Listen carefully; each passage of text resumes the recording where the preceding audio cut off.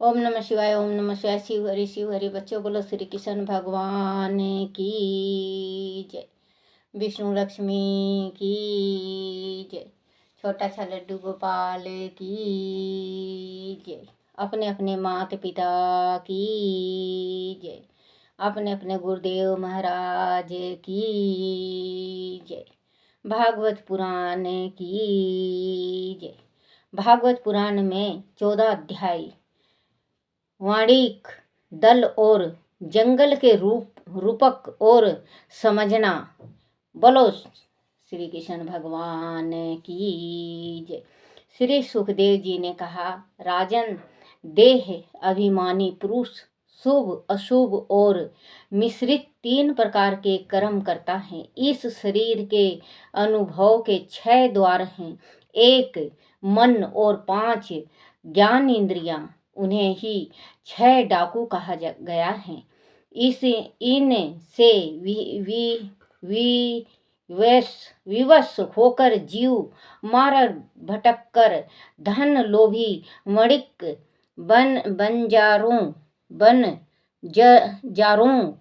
बंजारों की भांति श्री हरि की माया से प्रेरित होकर संसार रूपी बेहड़ वन में लूट जाने के लिए पहुंच जाता है। इसी संसार रूपी वन में अपने शरीर के द्वारा किए गए कर्मों का फल उसे अवश्य भोगना पड़ता है। इस वन में भटकते हुए उस व्यापारी में सफलता मिले या ना मिले, वह श्री हरि और महात्माओं की संगति में नहीं जाता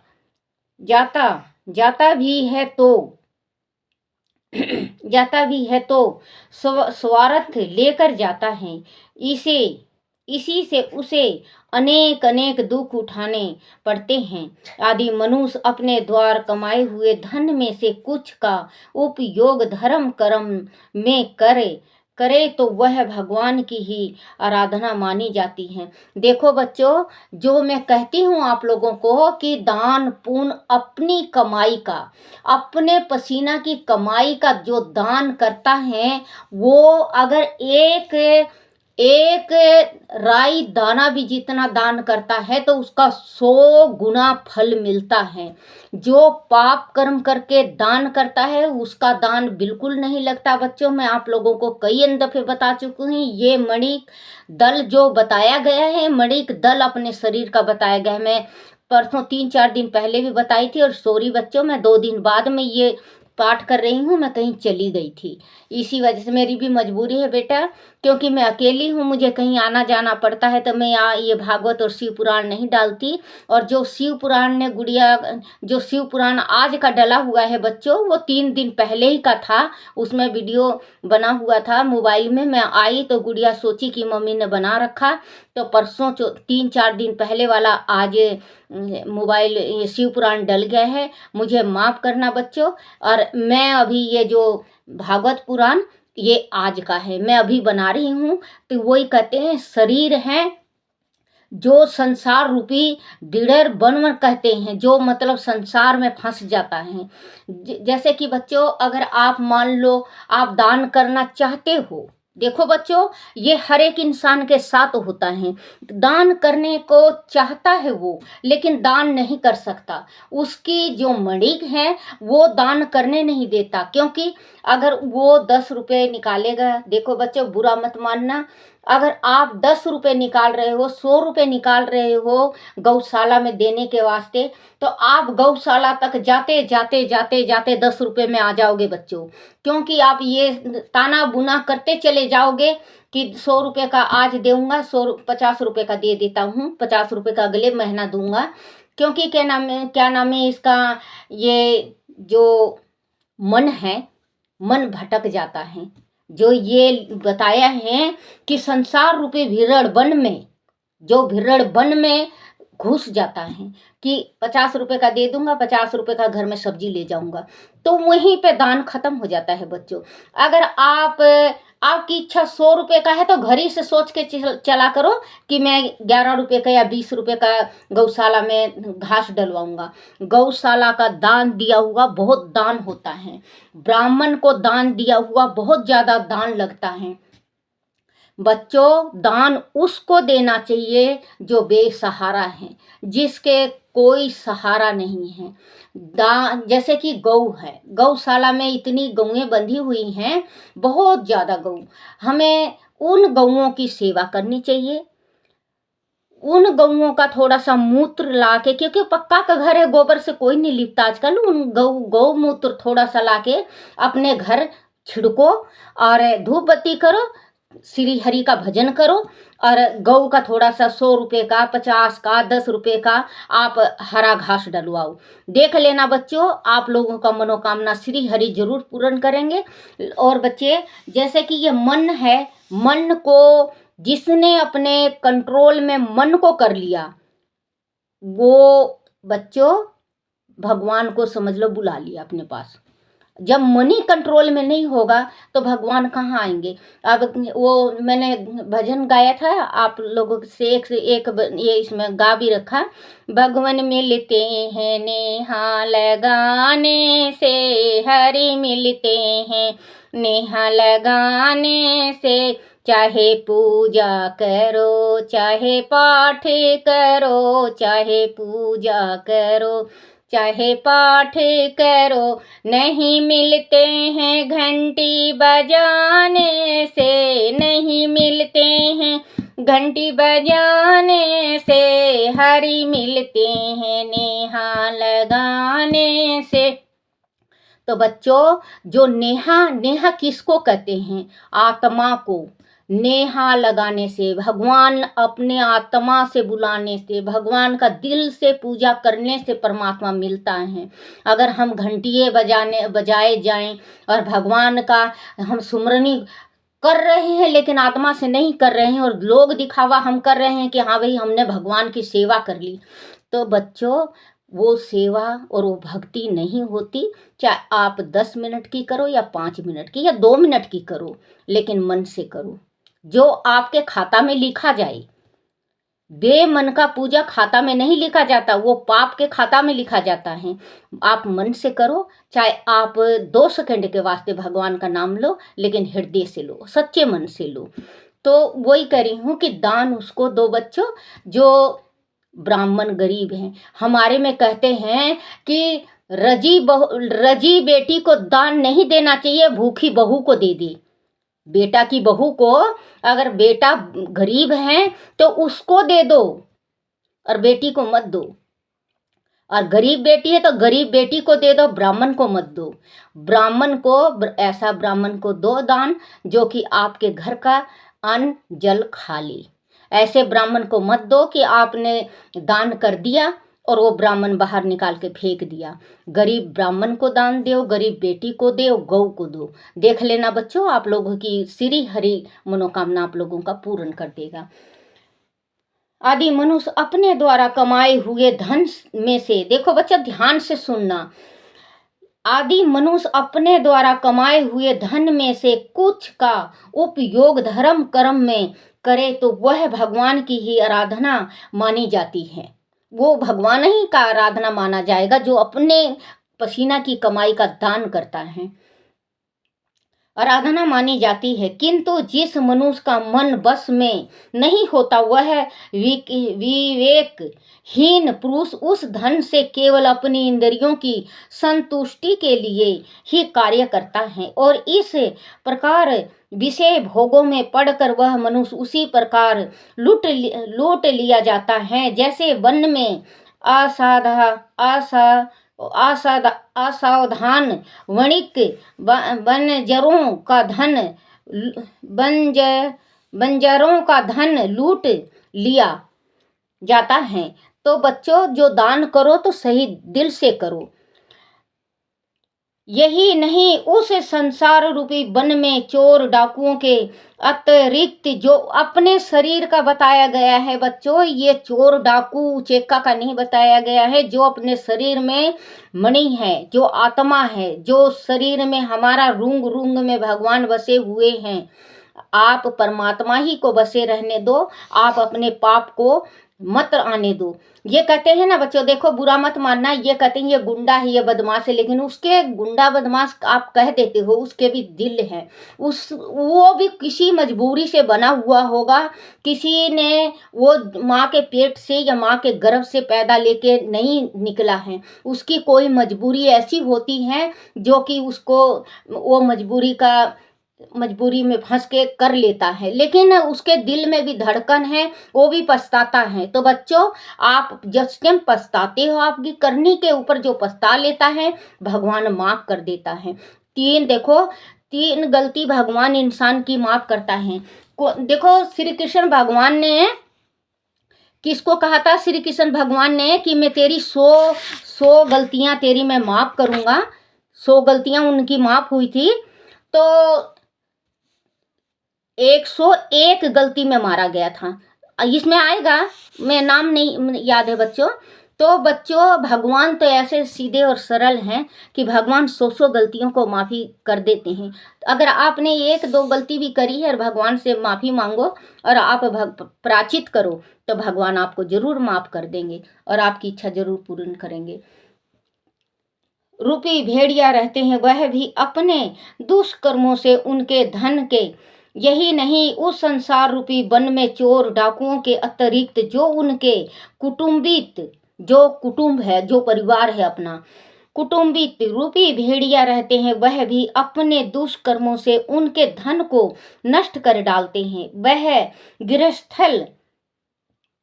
गृहस्थल आश्रम तो मनुष्य की कर्म भूमि है, वह इच्छाओं अथवा कामनाओं का जंगल, कटीले झाड़ झखड़े के रूप में फैला रहता है, उनसे बचना बड़ा कठिन है। गृहस्थल आश्रम में असक्त व्यक्तियों को कामनाओं के यह कटीले झाड़ झंझाड़ घायल कर देते हैं और मक्खी मच्छर उनके शरीर का सारा रक्त चूस चूस कर उन्हें खोखला और लहूलुहान कर देते हैं। फिर भी वह कामनाओं के इस जंगल में निकलना नहीं चाहते, वह इस मृत्यु लोक को ही गंधर्व लोक समझते रहते हैं। वह उनकी नाशवरता और असत्यता से पूरी तरह अज्ञानी रहते हैं। धन, स्त्री और पृथ्वी का लोभ उन्हें मातु तृष्णा के समान भटकाता रहता है, भागता रहता है। उन्हें पाने की लालसा कभी समाप्त नहीं होती। कामनाओं की धूल और आंधी उनकी आंखों में इस प्रकार भर जाती है कि वह अपनी आंखों को खोलना ही नहीं चाहते, उल्टे उन्हें मसलने लग जाते हैं और दुख उठाते हैं। राजन, महात्माओं के स्वाद उन्हें कल्पनिक लगते हैं, इसीलिए धर्म और सत्संग की ओर से उनका मन हटा रहता है। पूर्व जन्म में किए गए उनके पुण्य कर्म भी क्षीण हो जाते हैं और वह जीते जी भी मुर्दों के समान पड़ जाते हैं। तब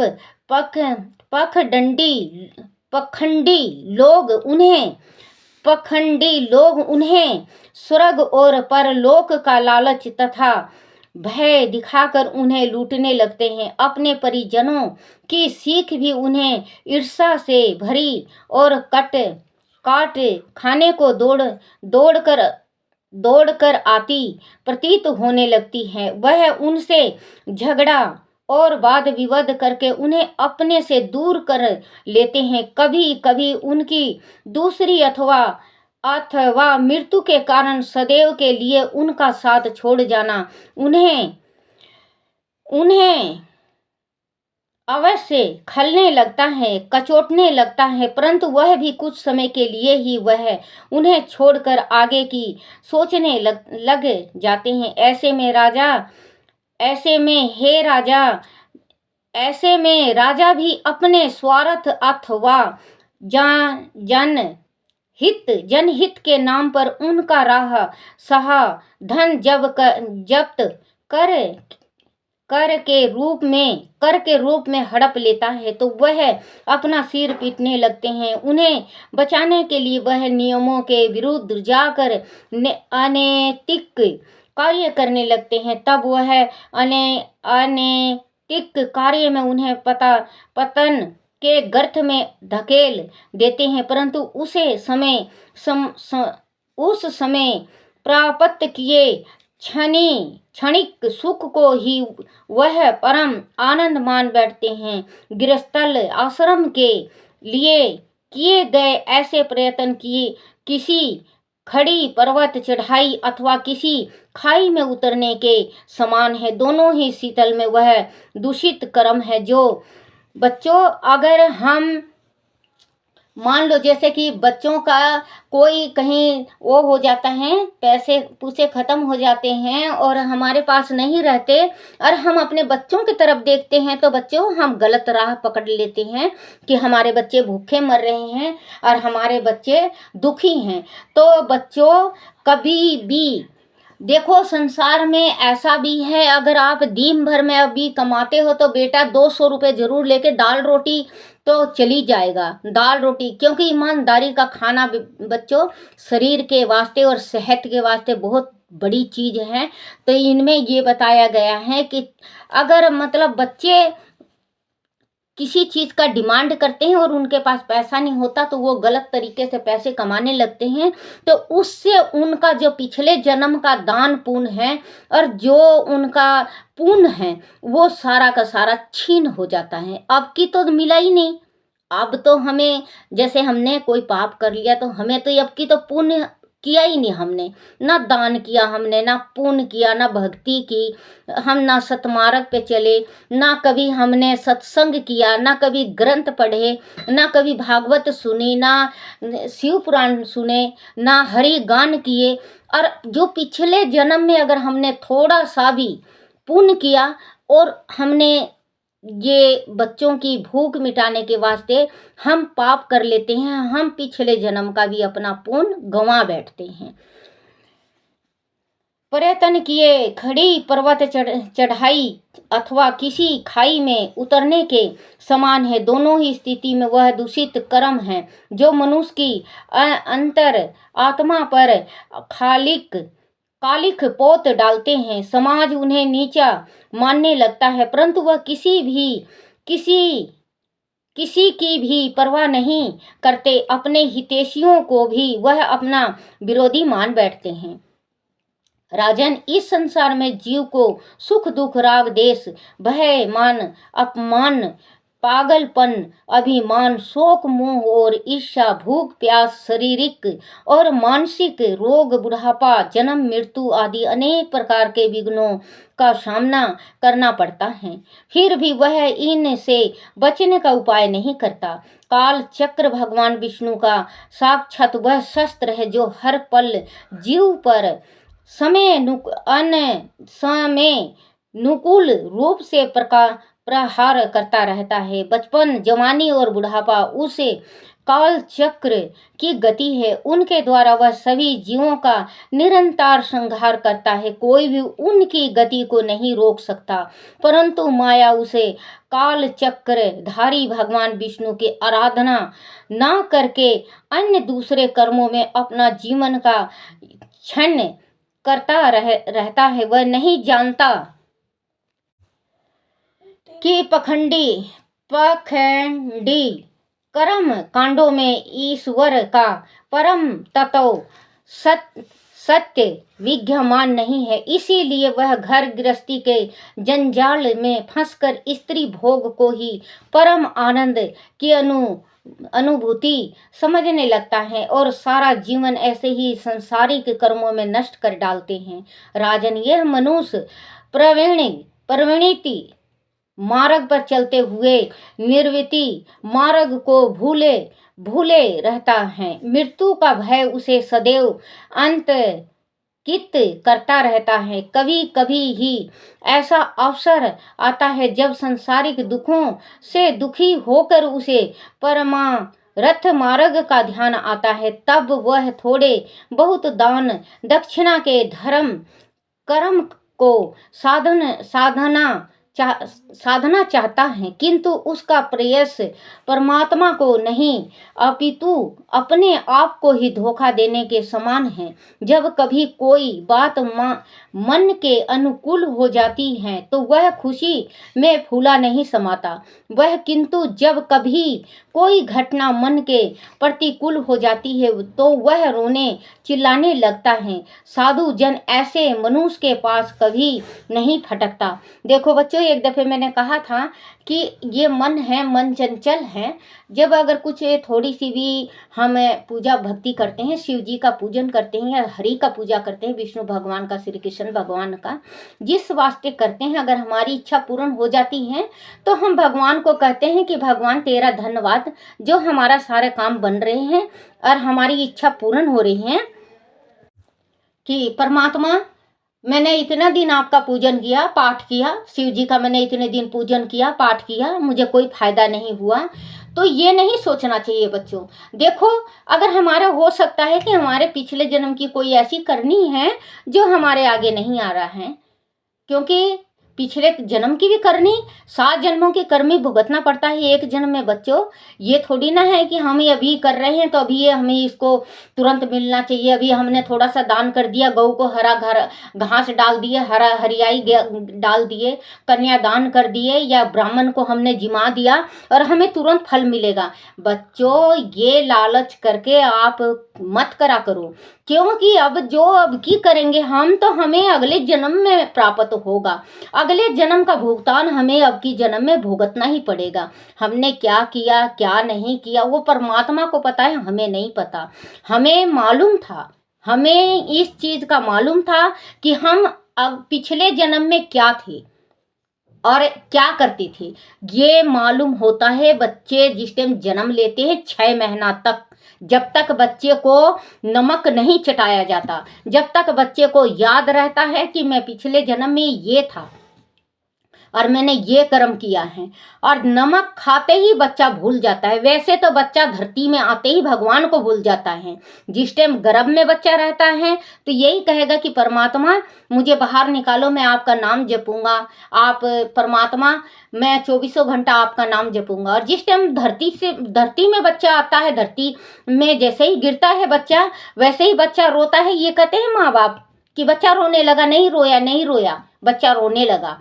तो बच्चा ये कहता है कि भगवान मैं यहाँ तू कहाँ कहाँ। भगवान को भूल जाता है कि मैं तो आ लिया, आप कहाँ हो।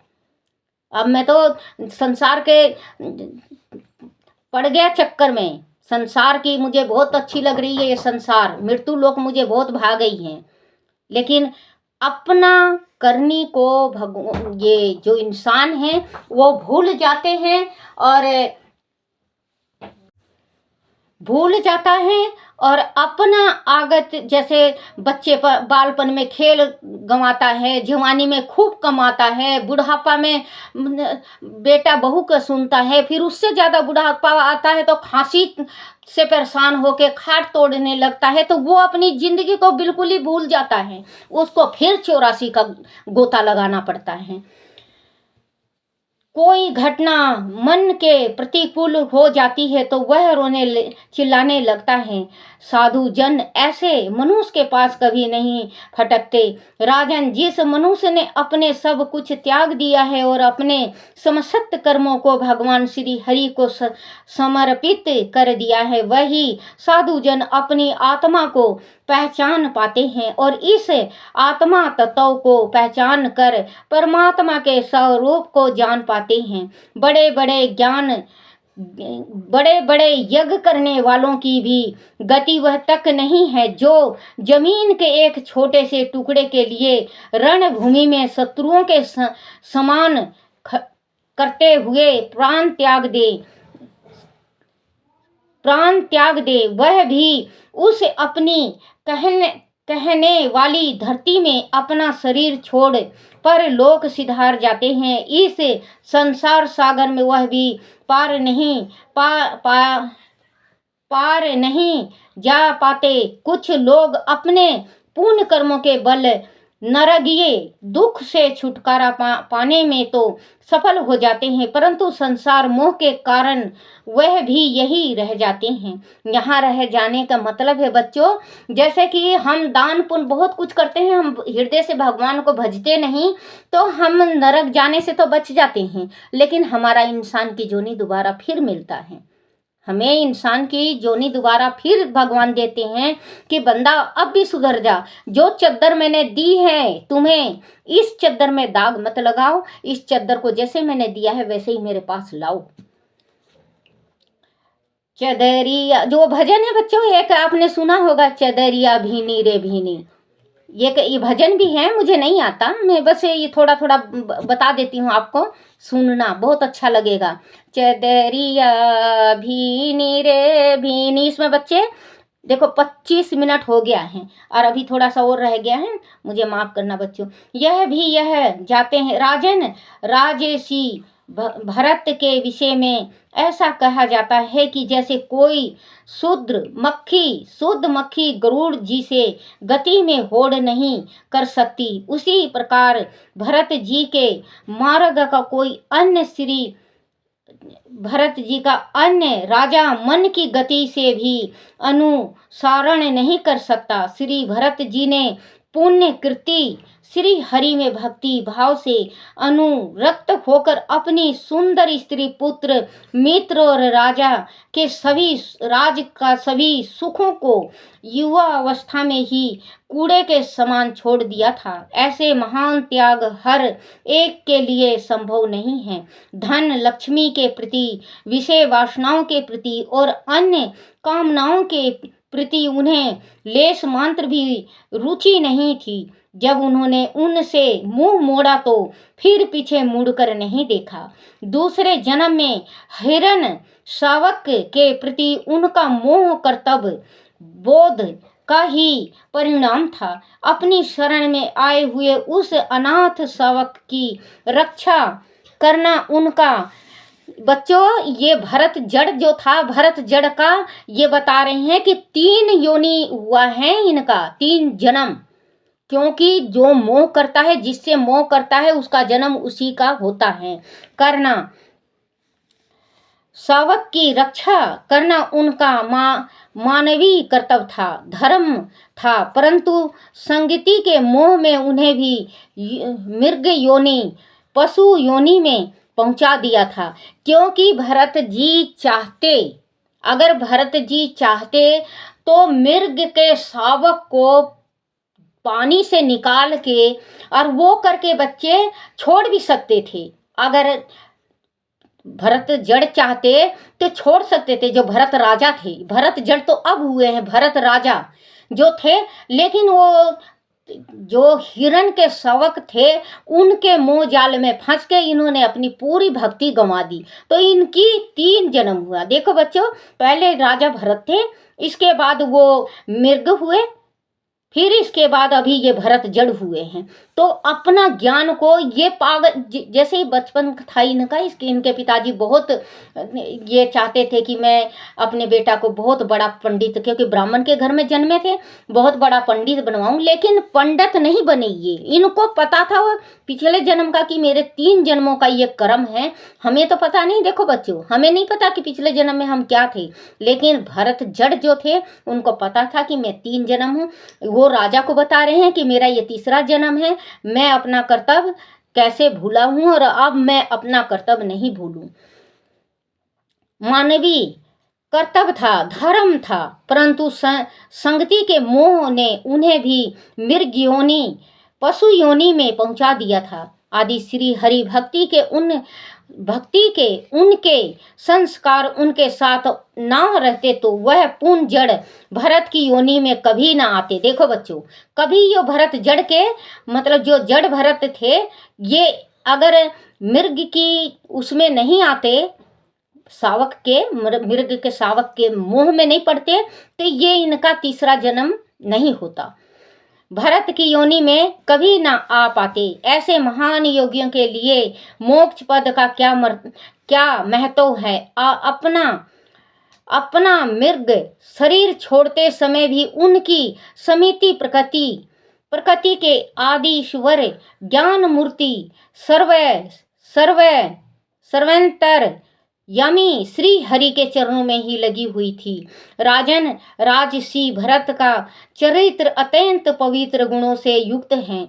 भक्त जन उनकी प्रशंसा करते नहीं अघाते। उनका यह चरित्र अत्यंत कल्याणकारी आयु और धन की वृद्धि करने वाला है।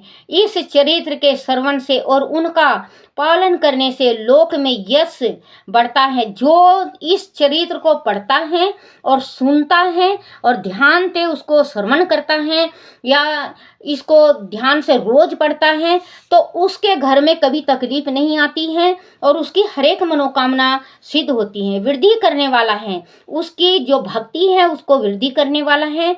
चरित्र का श्रवण से और उनका पालन करने से लोक में यश बढ़ता है और अंत में स्वर्ग तथा मोक्ष की प्राप्ति होती है। इसका आचरण करने वाले की सारी मनोकामनाएं पूर्ण होती हैं। बोलो श्री कृष्ण भगवान की जय। बोलो लड्डू गोपाल की जय। अपने अपने माता पिता की जय। ओम नमो भगवते वासुदेवाय। श्री कृष्ण गोविंद हरे मुरारी। हे नाथ नारायण वासुदेवाय। श्री कृष्ण गोविंद हरे मुरारी। हे नाथ नारायण वासुदेवाय। हे नाथ नारायण वासुदेवाय। हे नाथ नारायण वासुदेवाय। हे नाथ नारायण वासुदेवाय। श्री कृष्ण गोविंद हरे मुरारी। हे नाथ नारायण वासुदेवाय। बोलो श्री कृष्ण भगवान की जय। अपने अपने गुरुदेव महाराज की जय। छोटा लड्डू गोपाल की जय। भागवत पुराण की जय। हे मेरे श्री हरि, हे मेरे भगवान, हे मेरे परमात्मा, हे मेरे राधा कृष्ण, जो भी सुने और पढ़े हर एक के घर में मनोकामना उनकी पूर्ण करना और हर एक के घर में लक्ष्मी का वास करना। बोलो श्री कृष्ण भगवान की जय।